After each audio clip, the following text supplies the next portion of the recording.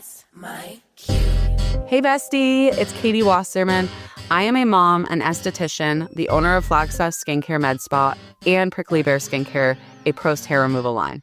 I started Beauty Talk Confessions because honestly, I got tired of how fake the beauty industry can feel. The conversations that happen between wax strips, peels, and facials that no one ever talks about publicly, we are gonna go there.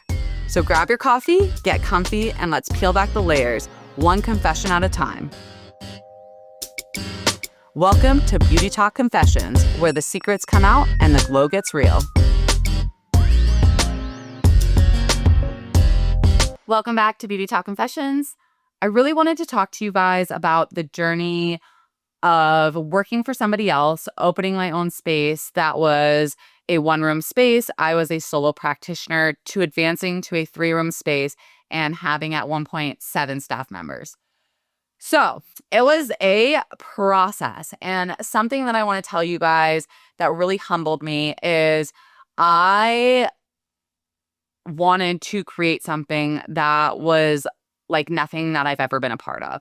And I am proud to say that I finally created that, but it took about 5 years. And through that process, there were some huge mistakes that I made. And I want to share those with you to hopefully have you avoid those same mistakes. When I opened business, like I said, I started in a one-room space and quickly needed to hire on my first employee. And where I am in Northern Arizona, it is a little challenging to find and staff quality estheticians, quality employees. I don't know if it's just the world right now, but it seems like nobody wants to work. And I was finding that the people that were interested in coming and working for me were fresh out of school, which right now at this stage in my career is my favorite employee to hire, is somebody fresh out of school. But when I first started, that was not the right fit for me. I was not experienced enough in how to train and support people that learn in many different methods. And because of that, I chose to hire somebody who was already experienced in our industry, but had taken a little sabbatical and taken some time for themselves. So I found somebody through a communal friend, and we vibed super, super hard. And without even seeing a service on her or seeing how she does her services, I literally hired her. And she stayed with me for about 2.5, 3 years almost. She was what I thought was my ride or die. And the day that she did decide to move on, I felt like I was slapped in the face a little bit. I was really shocked because this person's personality and who she was for my business was my ride or die. And so I never thought that she was going to transition out on her own. However, where she is right now, she's at her own space doing her own thing, and she is vibing and rocking and rolling, and she's killing it. And I'm so proud of her. But in the moment when she did leave, I felt a little bit burned because she was my baby. We were best friends, I thought. And, I learned a lot. And with that, one of the main things that I learned as a business owner is you can be friendly with your employees, but at the end of the day, you are a business owner and your employees are not your friends.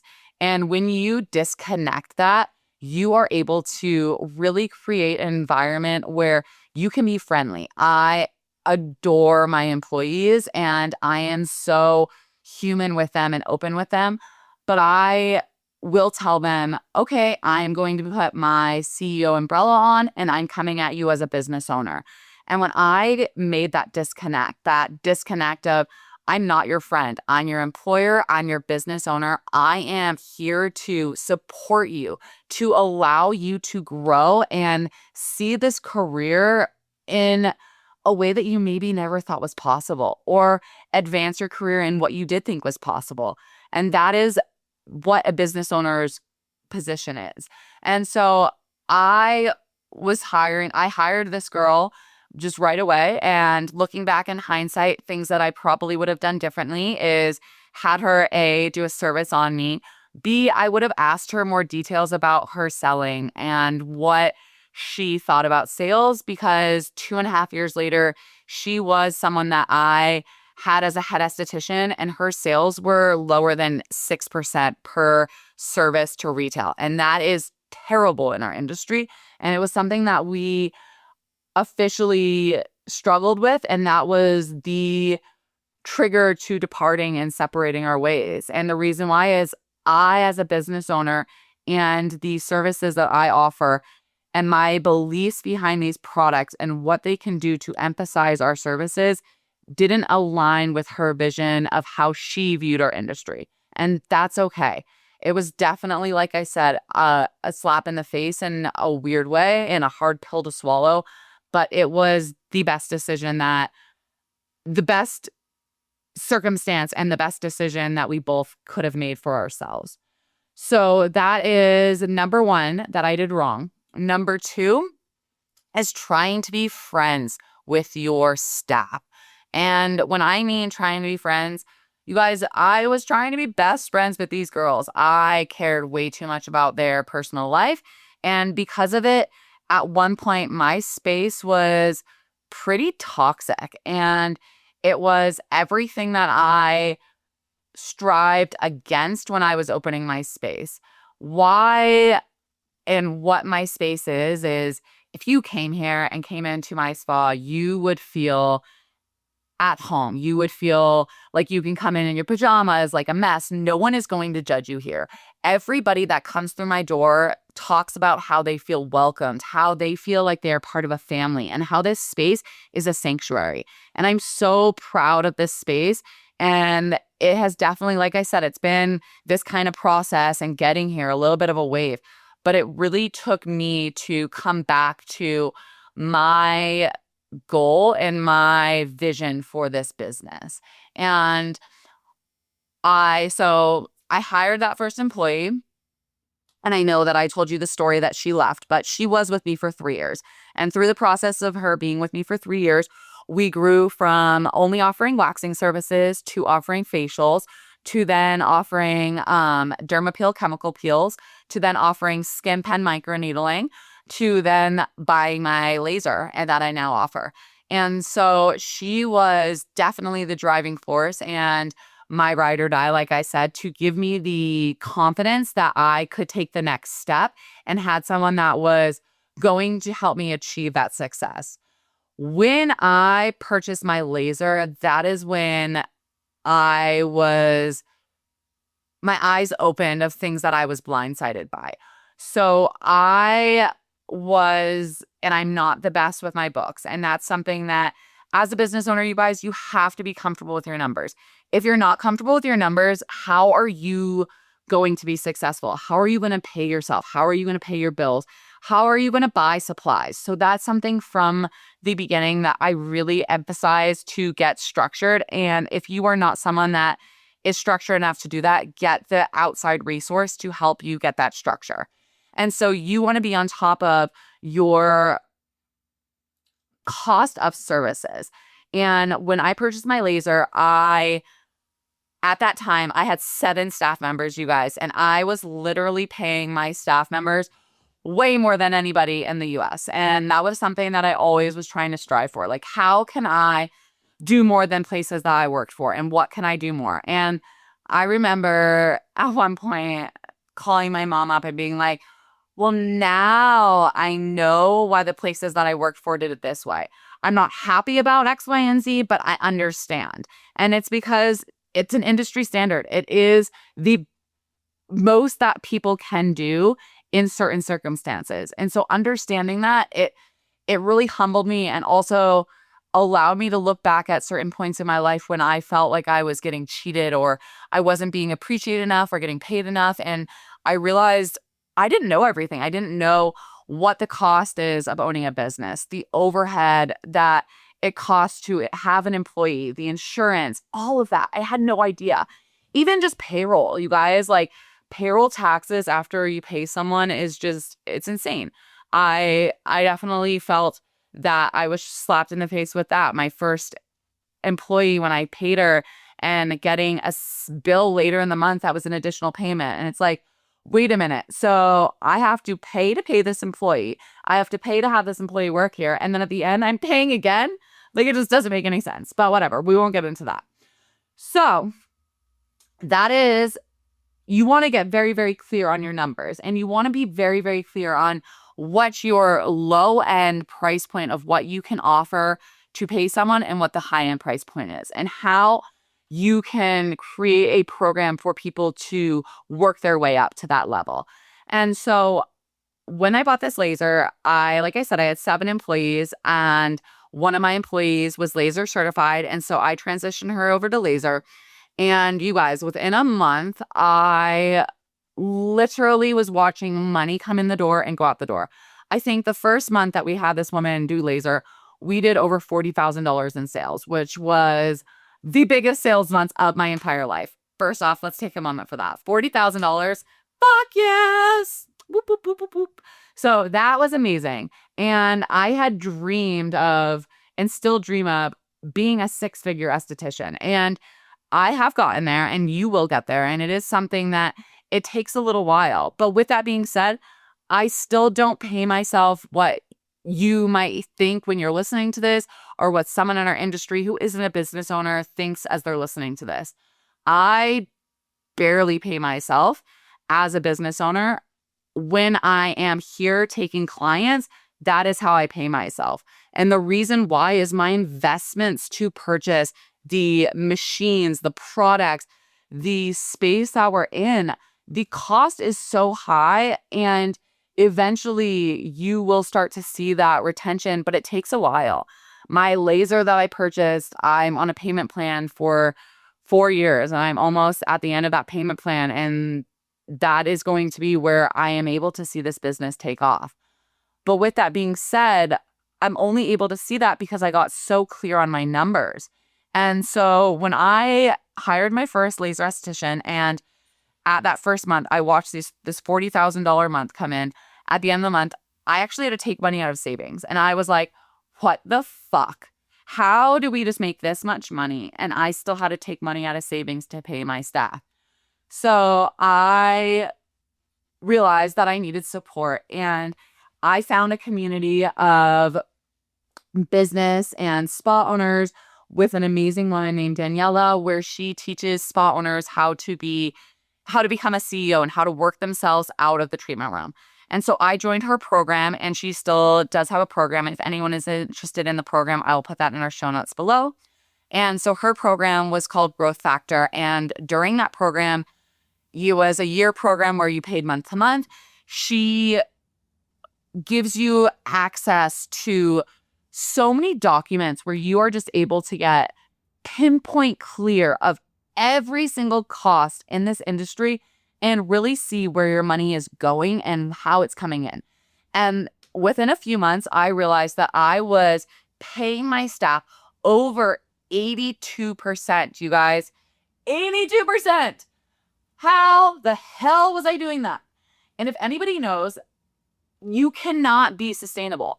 So I was in a position that if I continue doing that, I was about to shut my business down within a few months. Like, there is no way to sustain 82% of your income to payroll. It was insane.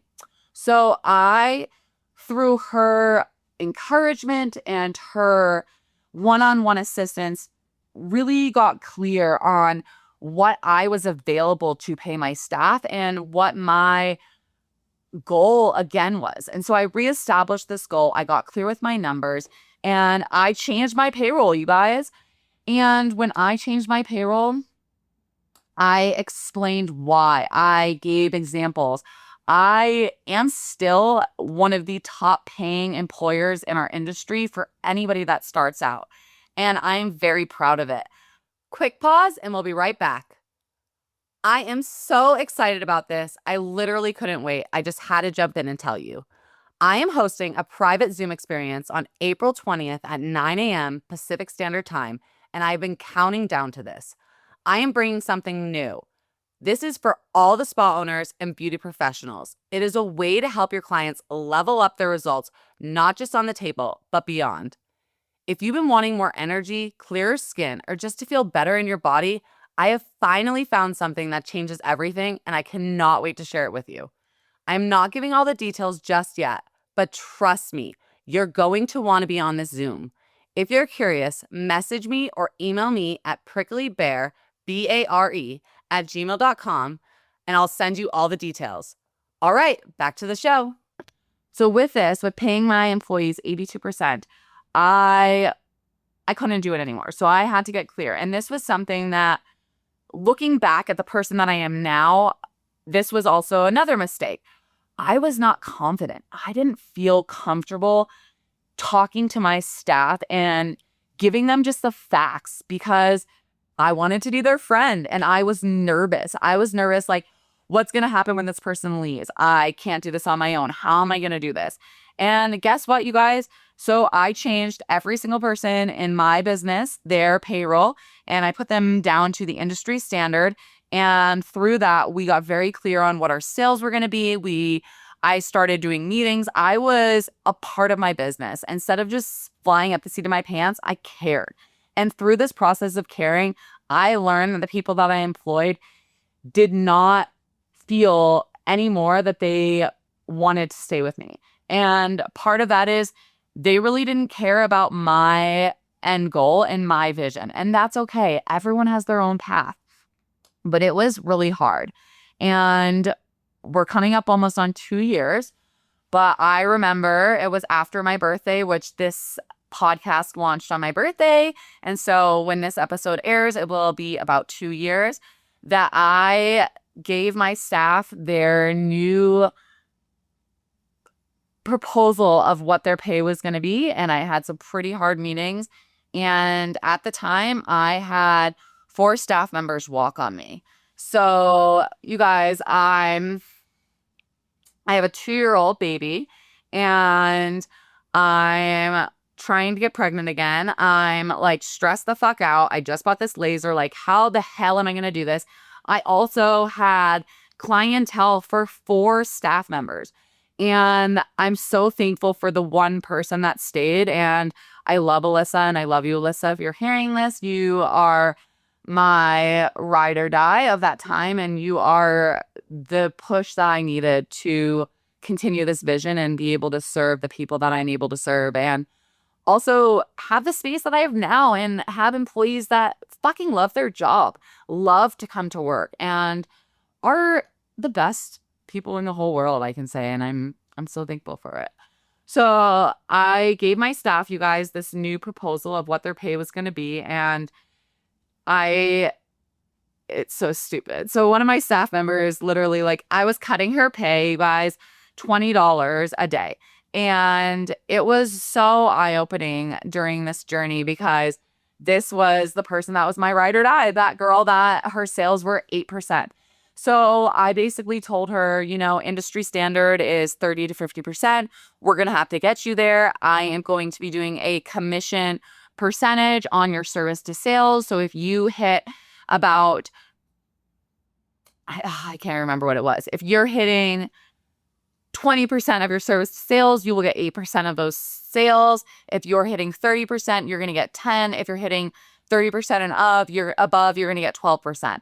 And literally, I remember having a meeting with this girl, you guys, this woman, and she told me that $20 a day was not worth it for her. If I cut that $20, she couldn't stay with me. And I had this conversation with her where it was like, okay, but you have the opportunity with this new structure to make an extra $20 a day. However, you are going to have to upsell some services. You're going to have to sell products. And she literally decided that with $20, it wasn't worth it for her. And so looking back on it, it really wasn't the $20. And she's the one I said, she decided to go and open up her own space. And truly what I view it as is she really didn't want to be a part of a team, and she has created the space that she wants and attracts the client she wants. And she is an amazing esthetician, and I'm really proud that I knew her and was able to teach her some of the things that she's learned in her career that she is now offering at her studio. And yeah, it was just, like I said, it was eye-opening. But looking back on it and in that moment, like, it just felt stupid to me because it was like, Why? Why would you want to leave here when I have everything? I'm still figuring it out, obviously, but I can pay you. You have a place to come. You have staff or you have clients. People like you. Like, why would you want to leave? So she was the last person out of the 4 that quit on me. And it was what I needed. So I took about, I think it was 4 months. I took 4 months where I was working 7 days a week.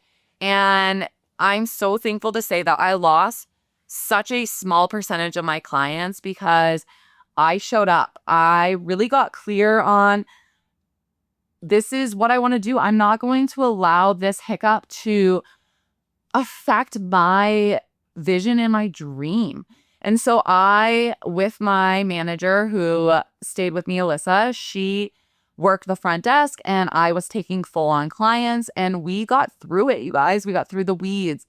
And then I was able to rehire after this walkout, my first esthetician under my new business model and my new business plan that was set up for success. And that is something I'm truly thankful of the program I went through with Growth Factor and Daniela. And I know for sure that I wouldn't be here today if I didn't go through that program and trust that process. And so I took the time. I rewrote my employee handbook. I rewrote my mission statement. I rewrote every single thing. And I got clear that I am not a friend of these staff members. I am their employer. And my goal is to give people the opportunity to advance in their career and try things that they maybe wouldn't have an opportunity trying somewhere else. And that is what I've created. But it definitely was a hurdle, but I'm so thankful of it. And I will say that clients noticed. They noticed and have commented on how much of a beautiful space this is, how much better it is having people here that truly care and truly want to be here, and how much of a better person I am when I made that transition of trying to be their friend and being an actual business owner and wearing that umbrella. So I wanted to recap and go over with you guys the things that I learned when I transitioned from a solo space into having staff. And the main thing that I learned is numbers. You guys, get clear on your numbers. Even if you are working for yourself, you need to be clear on that, because as you advance and as you add services to your menu, you want to continue paying yourself and you want to pay yourself more. So you want to be clear on your numbers. Number 2, if you do have staff, you can be friendly with them, but you are not their best friend. And that is something you must be clear of. 3, I got very clear on my values of this business, what I am accepted of, what I will accept and what is acceptable at my business for myself as a business owner, as well as my staff and for clients. And that has really grown my business. And the last thing I will say is give yourself grace, you guys. I really humbled myself when I came to terms that I don't know anything and I am just learning. And once I got to that point, I have just been able to connect with people that want to help and are able to show me different ways of how things are done in this industry that work. And that is something that I am so thankful for and so grateful for. All right, guys. Well, thank you so much for listening to this episode. If you have gotten this far, I am so happy that you are here on this journey. I would love for you to reach out, follow me so that you can make sure that you get notified for when our new episodes are up. And if anybody has any questions or anything that they would love to hear about on the podcast, please send me a message. I would love to hear that. And I hope you all have a beautiful day. Thank you so much for being a part of this space and for listening to today's episode of Beauty Talk Confessions. I wanted to take a moment and recognize our amazing sponsors, Prickly Bear, a desert-curated post-hair removal skincare line with pre- and post-care products created to support healthy skin beyond the treatment room, launching this summer. If this conversation resonated with you, make sure to follow the show and share it with someone in the beauty industry. Staying connected is how we grow, learn, and support each other. You can also follow us on Instagram at Beauty Talk Confessions and Prickly Bear for updates, behind the scenes, and more conversations like this. And if you have a moment, leaving a review helps this podcast reach more people who need this conversation too, and it would mean the world to me. This is Beauty Talk Confessions, and I'll see you next week.